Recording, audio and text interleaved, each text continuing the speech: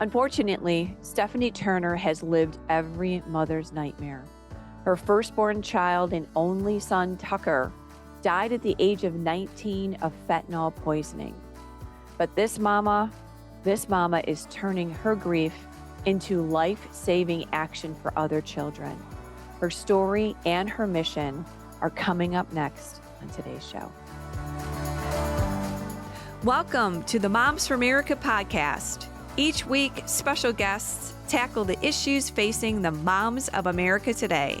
Discussions include personal stories and advice on how moms can build a strong foundation of faith, family, and freedom in their homes and country. Hi, moms. I'm Debbie Corlitis, your host, and thank you once again for joining us this week. Right here on the top of the show, I want to invite you to like, subscribe, and share our podcast. Tell your mama friends about our podcast. Every week we're here to empower you, inspire you, and educate you on all of these topics that affect us as moms, right? We say this, every issue is a mom issue. So we've got an incredible show coming up with a wonderful guest today. I do want to invite all of you here to join the movement here at Moms for America. If you haven't joined our movement, we are moms uniting all across the country to fight for faith, family, freedom, and the Constitution. You can check us out at momsforamerica.us, sign up for our newsletter there, join the movement, and you can be a part of our sisterhood all across the country. We're doing some really great things. All righty, on to today's show. Today, Stephanie Turner. She's an amazing mom. She displays her never-ending love for her son, Tucker, on her right arm. It is a striking tattooed image of Tucker's face, and you can't miss it if she's wearing something sleeveless. In fact, I saw this beautiful tattoo when I met her last month in Branson. This is not only a tribute to her late son, this tattoo, who died at the age of 19 of fentanyl poisoning, but it is a conversation starter. It is a way for Stephanie to warn others about the dangers of fentanyl poisoning. That's what it is. It is fentanyl poisoning, which has grown at a devastatingly rapid rate among teens in the last 5 years. We all know there is a fentanyl crisis.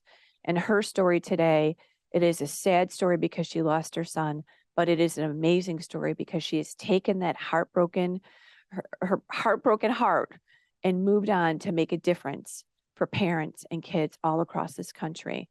Like I said, I met her last month in Branson. I was so impressed by her and her story and what she is doing to help save children across America. Welcome, Stephanie, to the Moms for America podcast. Thank you for joining us. I know this is a difficult discussion, but just from knowing you and meeting you, I know that you're passionate not only to share Tucker's story, but to help other moms and other kids all across the country. So thank you for joining us. Oh, thank you for having me. It's so nice to get to know you and walk this journey and inspire others.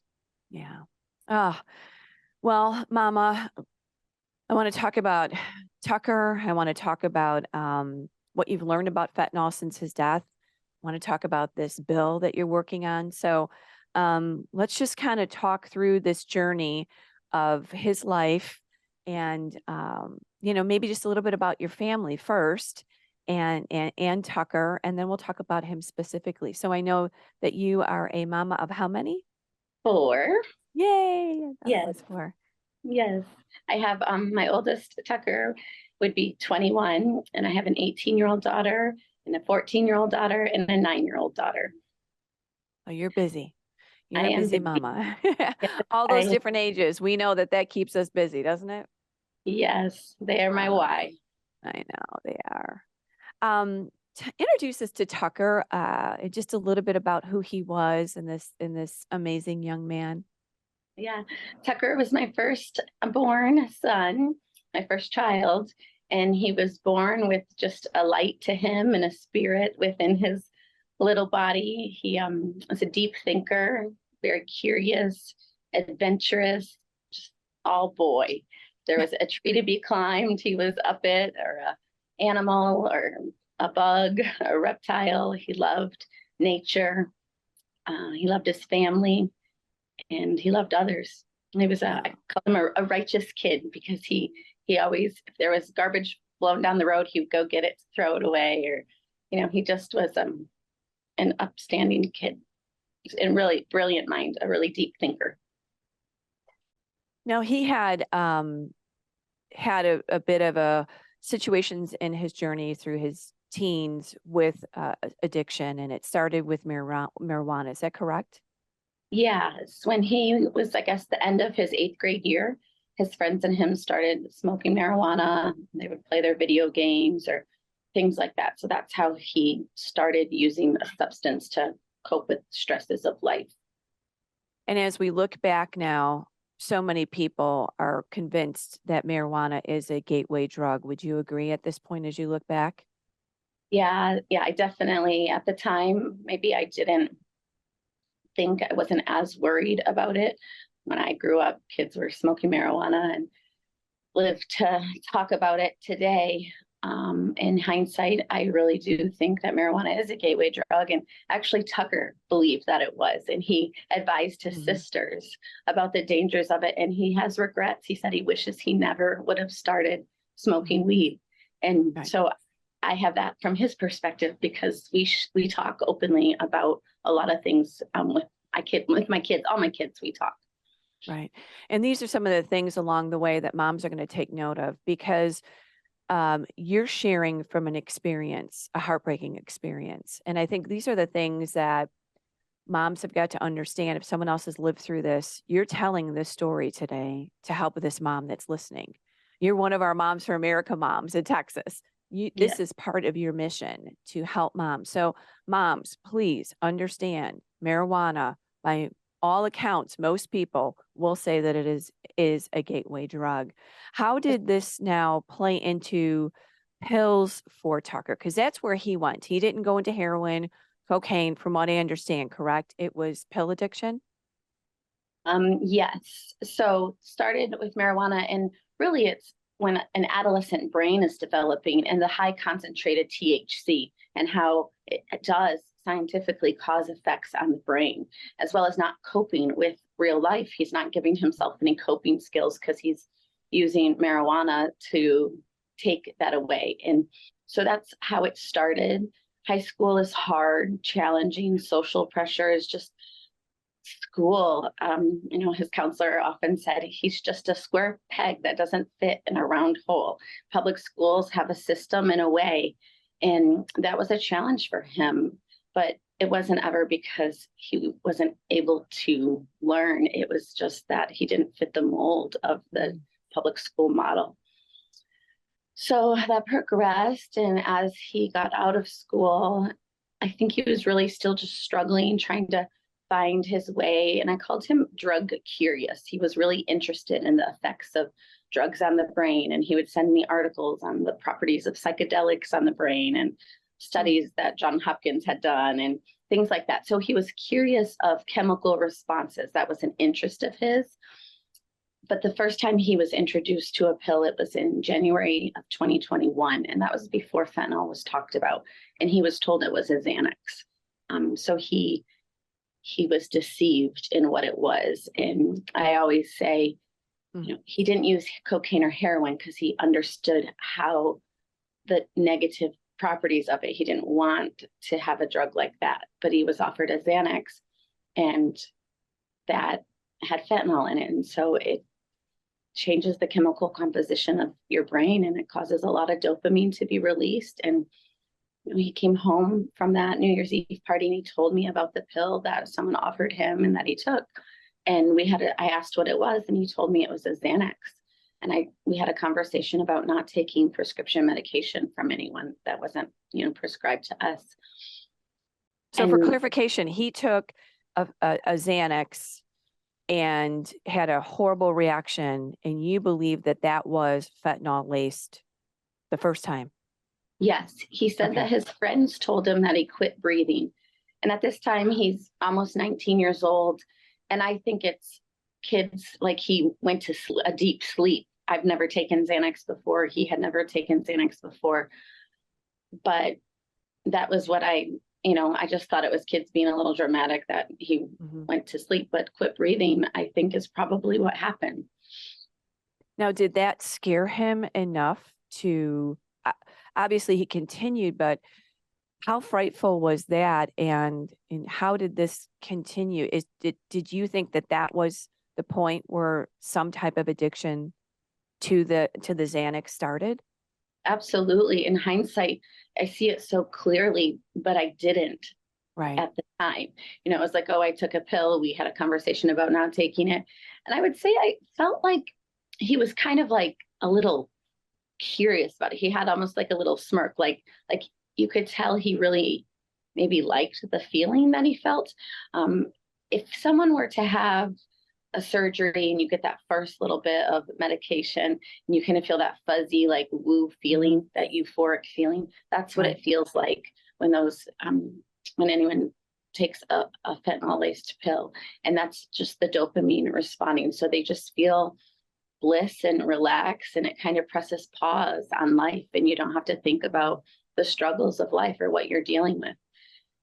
So on So the now, outside, that's what you feel.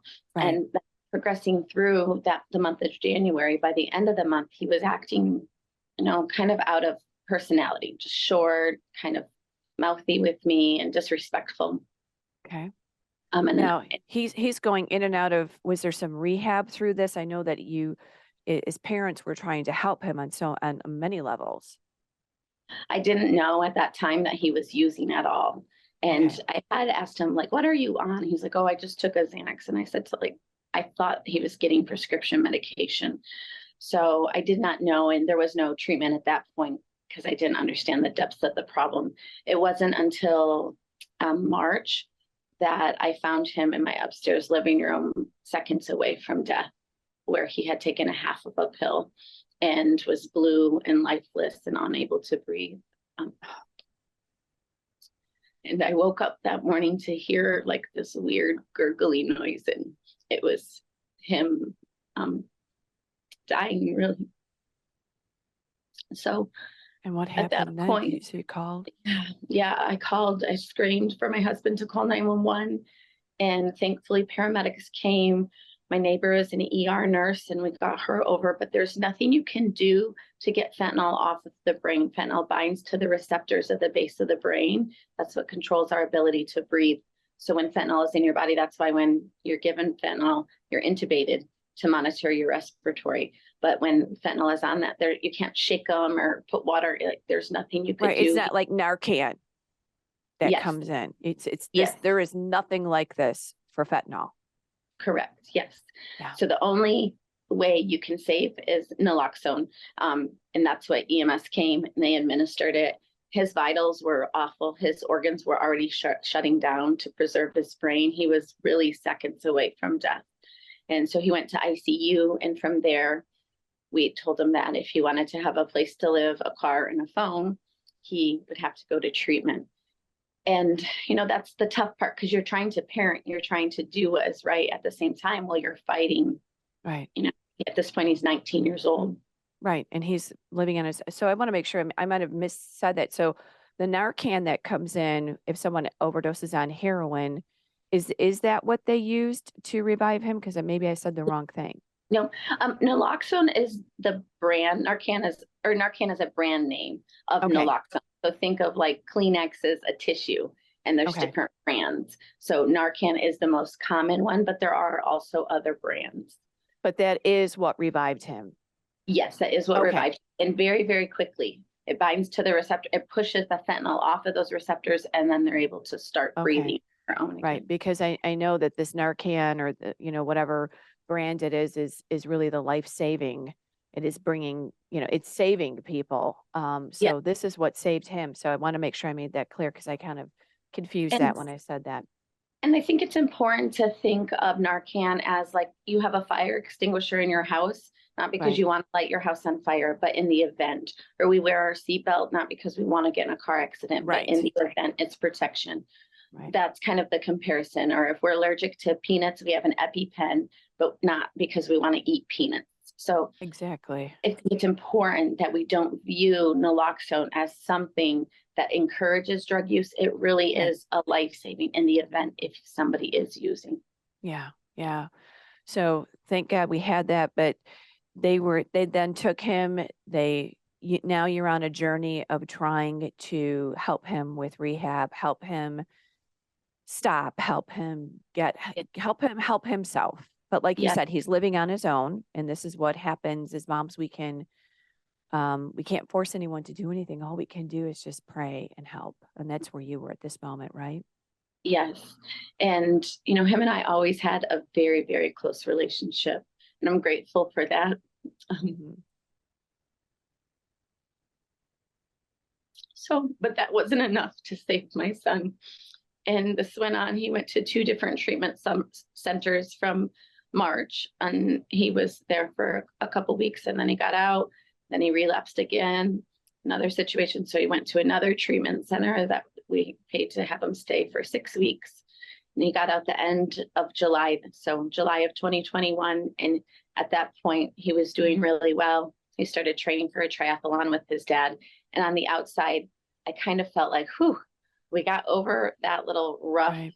6-month struggle, and we're on to better days. And, he was like, I'm never smoking weed again. I'm not doing any drugs at all. And he started training for a triathlon with his dad. And I was just so relieved and proud.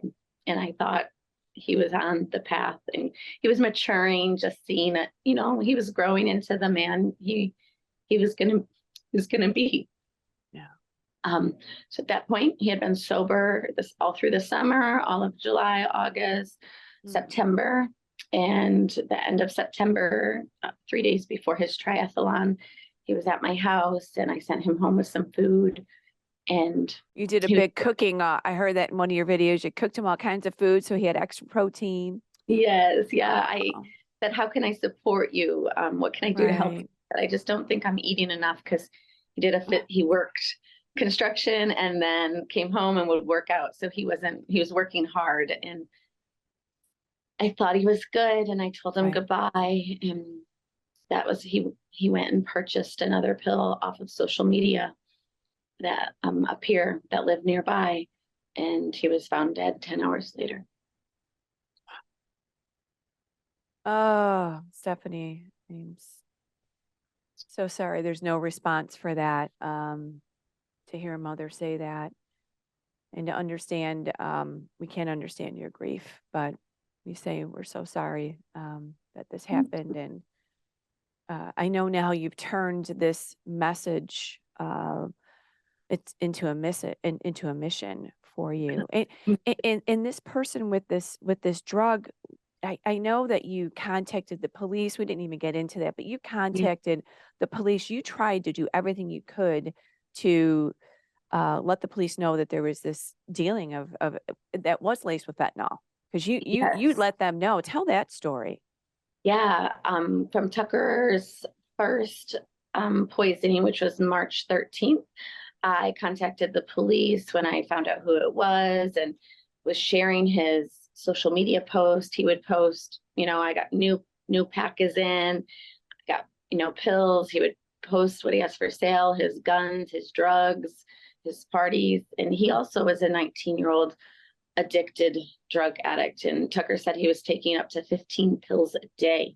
So this was something he was a regular user. Tucker was not a regular user. And there was that kind of stigma as an addict is someone who uses every day.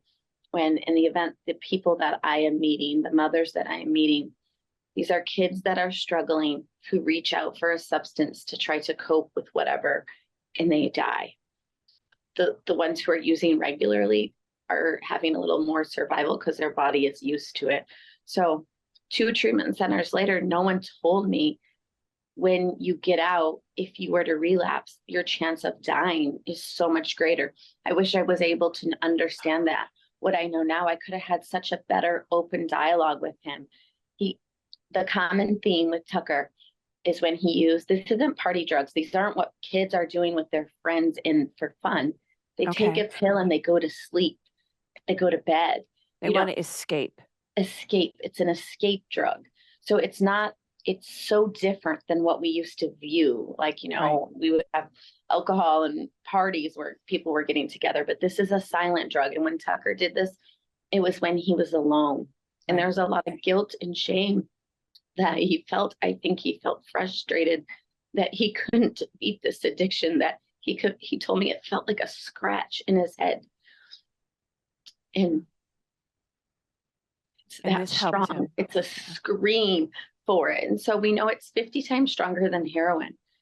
So if you think about that, I know, like, I struggle with not eating Cheetos in my pantry when I feel stressed. That's like so minor. Right. But if I take those stresses, or if someone likes to drink wine at night, or whatever your crutch, we all do things to make ourselves feel better, work out, people do healthy things. Like, there's all different things. And we judge and we put stigma on it because it has drugs. So this issue is so severe, and it's demolishing a whole generation of young lives and young men. A lot of young men, 75% of men, young boys are using this. I think they struggle more with their feelings, and this is the out. So he always used alone. And then the night that he used, his roommate wasn't home. And I know that it was because he thought no one would know. Right. And he just wanted to your point. To your point, it was an alone drug. It's not a party drug. It's not the speed. Back in the day of high school, I remember people be taking drugs because it made them hyper and have lots of energy. And so, Yes. this isn't this at all. And I know that you were speaking all around the country. Can you believe this, Mom? Speaking all around the country, trying to save other children. And this is what you want to talk about. You want to talk about the dangers of fentanyl, and that parents have got to get up to speed. You have some comparisons for us, how powerful it is. You just referred to it, but tell us again so we understand how incredibly lethal. You call it not a drug, you call it poison, don't you? It is poison. It's poison, and it's being added to all drugs. It's being found in heroin, cocaine, marijuana, vape cartridges. It's being added very easily. It's cheap, it's synthetic, and it's coming across the border. It's coming from China to Mexico, and it's hitting. And I'm in Texas, so we are getting hit really, really hard right now. We know that 2 milligrams is a lethal amount. So in the hospitals, they measure it in micrograms. Milligrams comparable to 4 grains of salt. So I have here on video, but for those that can't see the video, 1 packet of sugar. So think of, that we use for our coffee, or any packet that you'd get at a restaurant of sugar. And if you were to dump it out, 1 whole packet is enough to kill 500 people. That's 500 people will die if 1 packet of sugar is dispersed. Yes, 500 people potentially dead. 30 grams of sugar, if you just measure 30 grams of something, that's enough to kill 15,000 people. And in 2022, the DEA seized 99% of the pills that were seized by the DEA contained fentanyl, and 60% of those pills contain a lethal amount of fentanyl. So we know that 60% of all pills bought on social media contained fentanyl. 60%. I have to say this I have to say this in my mind. 60% of everything that kids are buying online through drug dealers, whatever it is, I call them all drug dealers because obviously they are. 60% of those are laced with the poison. Well, so 99%. 99% are laced with the poison. 60% have a lethal amount. 60% have a lethal amount. Okay, exactly. Even more shocking for all of us is to look at. I mean, this is just, you go online, you buy pills, you're getting the poison. It's just how much. How much? Yes. I'm actually in Plano right now. I spoke at a 17-year-old girl, her and her friend were at their house. She had a friend over, and they had family in town, and the girls went upstairs, and an hour and a half later, Mom goes in to talk to them and finds her daughter dead on the bed, and her other friend just seconds away from death. These kids, that are getting the drugs, how they're getting it is from their peers. These are students. They're buying drugs on social media, and it's not your drug dealer, like, if you just don't go to that bad part of town. Drug dealers, when I was a kid, were older people. Right. These are kids selling drugs to other kids.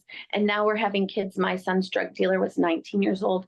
He was arrested 6 months after Tucker had passed, he's charged with the death of Tucker. He's also linked to 2 other deaths of teenagers in our community. And he's facing 20 years to life. He's now a 20-year-old boy that he's never been able to get out of jail a day since he has been arrested. 20 years to life. His life is forever changed. And my heart hurts for those as well. These are kids going to prison, teenagers. Right. Nobody wins with fentanyl. Nobody wins. No, nobody wins. I know that you have a beautiful tattoo of Tucker on your, I've seen it in person. You use this as a way to talk to people, and it really is striking when you see it. You just want to say, can you tell me about your tattoo? And you're using this as a conversation piece along with legislation. Tell me some of the things that you decided to do as a mom to help our culture, help other moms, and help kids. There is a lot of guilt and shame. I speak of that a lot because that hinders us from being and living bold and authentic into ourselves. Right. And I have a lot of confidence in the relationship I had with my son, but not everyone gets to have that. And shortly after Tucker lost his life and I understood it different, I thought we have to educate our kids and parents. Parents don't know this. I didn't post when my son was given Narcan. Oh, my son was revived with Narcan, like, thank God he lived. Right. You don't talk about this. This is it's a closet thing. So I approached the school board and I was asking to get fentanyl education in schools as well as Narcan on campus. And they did bring Narcan on campus, but nothing to be proactive. No education. They wouldn't let me speak. I wasn't able to talk to our student body. And it infuriated me. And I continued to try and I kept getting more resistance. And so I formed a nonprofit called Texas Against Fentanyl because I was told I couldn't speak because I didn't have a nonprofit. And so I made it Texas Against Fentanyl. Don't tell this mama you're not going to be able to speak because I have a non-for-profit, because she's going to go and get a non-for-profit on the books and she's going to go and make a difference. Yes. And then I titled it Texas Against Fentanyl. So everyone has a nonprofit. So if you want to have a voice in this, then you join our nonprofit. And we will equip you and give you that. And I pursued on. My school went and talked to me. So I went to the sheriff because I wanted him to get in the schools. Well, the schools in my county weren't letting the sheriff in either.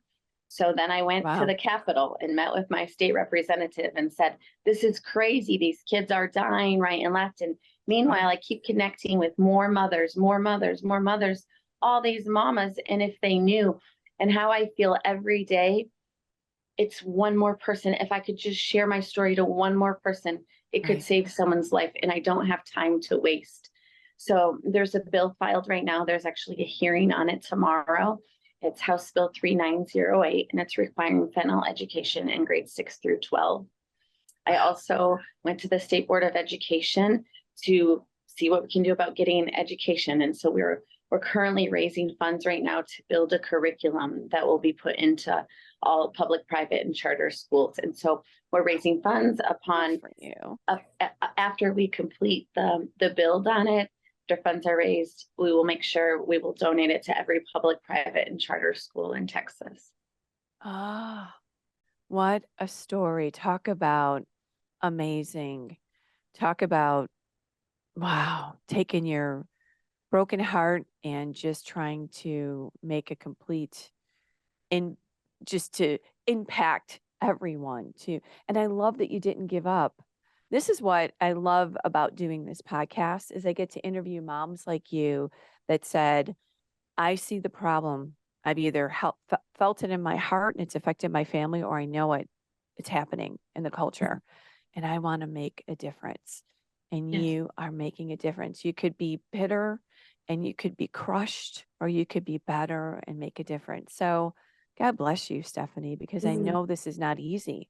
As before we even got started with the podcast, you were so emotional because you had been at this vigil speaking and you relive this every moment, the loss.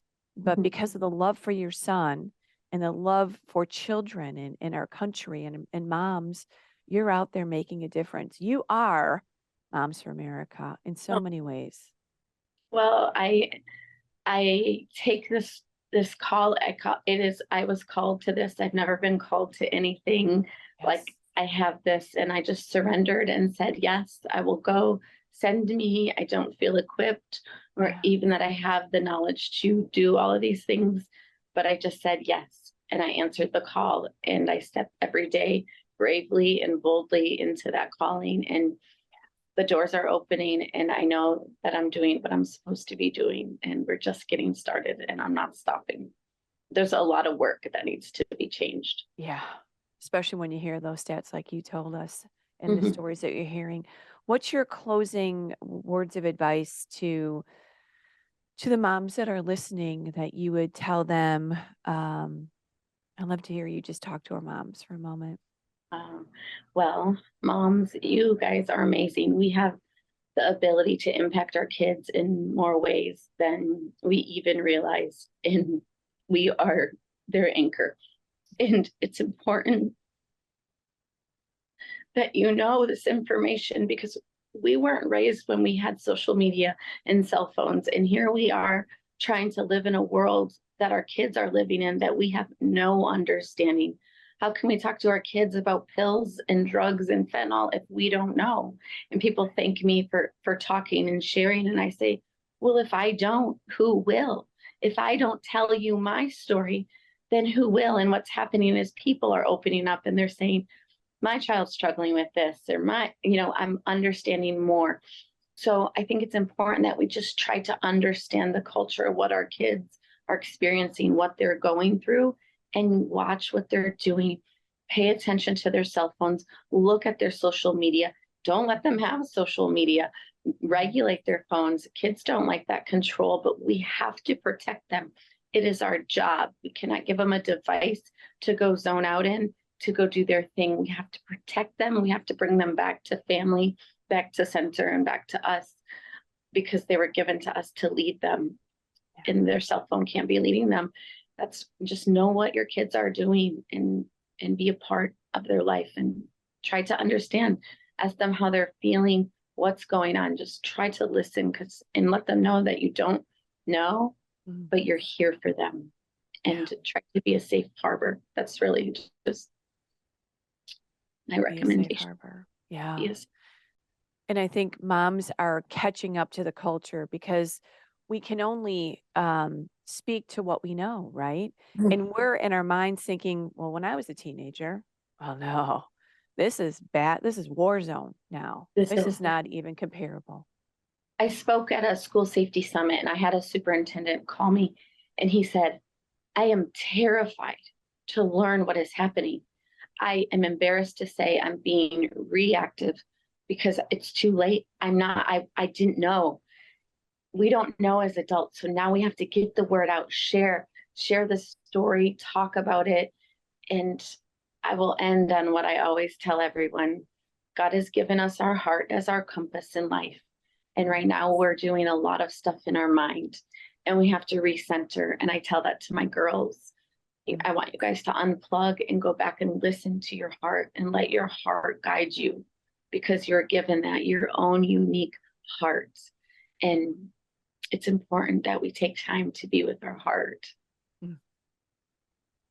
Wow. Well, thank you, Stephanie. Thank you for God having me. bless you. Bless you. God bless your family, and God bless Tucker. Because what a beautiful young man he was, and kind of just feel like I know him already a little bit. So He's thank you for great, what you're Miss. doing. Yeah. Thanks. Thank you for having me and spreading this message. And if anyone has any questions, txaf.org will lead them to a lot of learning, a lot of areas where they can learn about fentanyl. Yeah. And if someone's struggling, feel free to reach out. I mean, I'm a resource and I'm happy to help. You are a great resource, and we will be putting that up again. That is txaf.org to go ahead and find information, help, and see what you're doing in your state that can be done in other states. This is what I'm thinking about. We need this all across the country, right? Yes, absolutely. We're Yep. going to get that bill and we're going to copy it all across the country. Yes. Or Help save kids. someone in Oregon had reached out wanting to ask about the bill because they were working on one too. So we're Absolutely. pushing. Yes. I worked for a state legislator, and we would often take bills that worked in other states, copy them, adjust them, and then propose them in our state. So this is something that Kimberly and I are going to be talking about as well. What can we do with your bill? Take it around the country, take your dream of stopping all this and educating these kids on a worldwide mission here across Yes, America. So thank we you, can. Stephanie. Thank you. God Have a bless you, wonderful babe. day. Thank you. All right. Bye-bye. What an amazing interview with Stephanie. Wow, no mom wants to have a mission born from this kind of sorrow.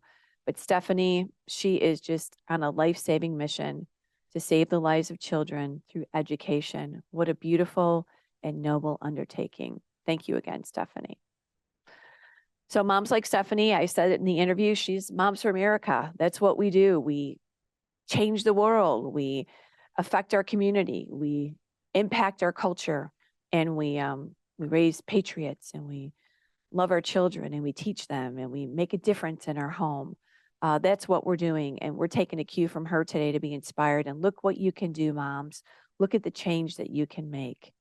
It is absolutely amazing. You are so powerful. We say this every week, that moms, you are truly the heartbeat of your home, and that you are the ones that are going to save your children, save our culture, and save America. So yes and amen, Stephanie. Also, here at the end of the show, if you haven't joined Moms for America, please visit us at our website, momsforamerica.us. You can make a difference. We will help you make a difference in your home and in your community with all kinds of amazing resources. We have events coming up. We have programs, trainings, all kinds of information on our website. Also, if you haven't checked out our signature program, which is called the Cottage Meetings, I tell you this every week. This is a program that will help you in your home to learn the principles of liberty and teach them to your children. It will inspire and educate you about America's amazing heritage, so you can share this in your home, like I said, with your kids. Our Liberty Kids is also happening. It's another version of our cottage meeting. You can check all this out on momsforamerica.us. We have so much information for you moms. Also, if you have an idea or a topic for a podcast, would you please email me at podcast@momsforamerica.net. Again, podcast@momsforamerica.net. I'd love to hear from you and any suggestions that you have. Again, you are the heartbeat of your home, mama. You are the ones that are going to save our country. We believe in you, and we think that you are amazing moms. We appreciate you. Thank you for coming by again for our podcast this week. We will plan on seeing you next week again with another informative episode of our podcast. And moms, let's keep changing our world one home at a time. Talk to you soon.